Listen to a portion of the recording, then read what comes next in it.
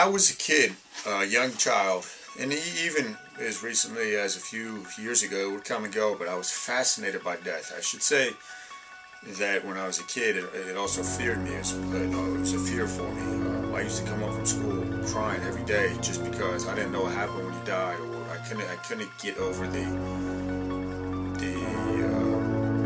huge, I don't even know what to word it, the finality of it.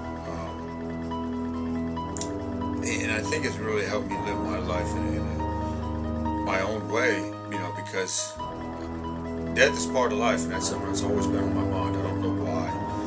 There was a friend of mine that died when we were kids, and I remember my parents told me about it. I think we had just moved to New Jersey, and I was 8 years old, and I ran into the other room crying.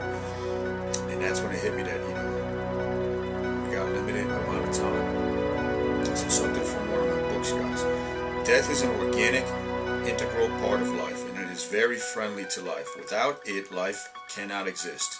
If you really want to live, you have to be ready to die. That's from Osho. I've got a couple of his books.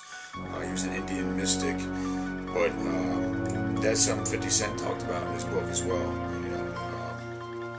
Being comfortable with death. Okay, it's a normal part of it. It is life.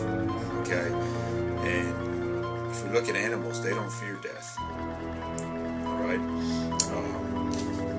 Another thing: people who live well die well. The more peace you cultivate in your life, the more peaceful your death is likely to be. Alright, so why am I talking about death? Because I think it creates an underlying anxiety in a lot of people. And they never want to talk about it, they don't want to acknowledge it. But like I said in one of the other videos, this is not a rehearsal, this is it, guys. Just as you were born, you have a start date, an end date. We don't know what that end date is, but that dash in the middle, that's what's going to be meaningful. Okay, that's what's going to be your legacy. So embrace life. Imagine that you go outside, and every time you step outside, it's the first time you've seen nature, and you've taken in fresh air, and it could be really magical then.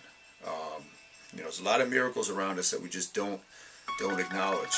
I've been reading one of Emerson, the works of Emerson, his greatest works, and he talked about that. If you went outside and you saw the stars for the first time, what sense of awe